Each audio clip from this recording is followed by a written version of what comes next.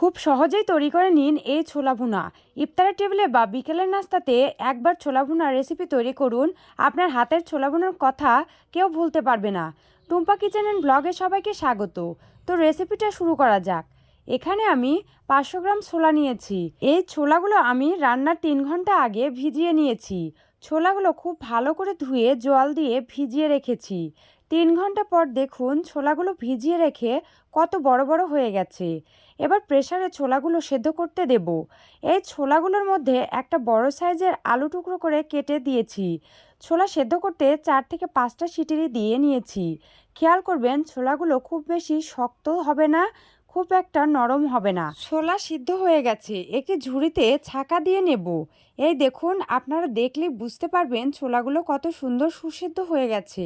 এবার উনুন জ্বালিয়ে কড়াইতে পর্যাপ্ত তেল দিয়ে দেব। তেলের মধ্যে দিয়ে দিচ্ছি হাফ চামচ জিরা, 2 টুকরা দারচিনি, একটা তেজপাতা, পেঁয়াজ কুচি, কিছুটা কাঁচা লঙ্কা দিয়ে একটু নাড়াচাড়া করে ছোলাগুলো ছেড়ে দেব। পেঁয়াজগুলো আমি লালচে করে ভাজার অপেক্ষা করব না। এবার গুঁড়ো মশলাতে থাকছে হাফ চামচ লবণ, রঙের জন্য হাফ চামচ হলুদ গুঁড়ো, ঝালের জন্য হাফ চামচ লঙ্কা গুঁড়ো। আচ্ছা, এবার বাটা মশলাতে থাকছে 1 চামচ আদা রসুন বাটা, হাফ চামচ জিরা বাটা দিয়ে ছোলাগুলো মশলার সাথে খুব ভালোভাবে মিশিয়ে নিতে হবে। এই মশলার কষানোর পর সামান্য পরিমাণ জল দেব। যতক্ষণ না জল শুকিয়ে যাচ্ছে ততক্ষণ জাল করতে হবে। এই দেখুন, জল শুকিয়ে গেছে। আলুগুলো খুন্তির সাহায্যে কিছুটা ভেঙে দেব। আবারও কিছুক্ষণ ভুনা ভুনা করে ভেজে নেব। এবার একটি পাত্রে নামিয়ে নেব। রেসিপিটা করতে মাত্র 20 মিনিট সময় লেগেছে।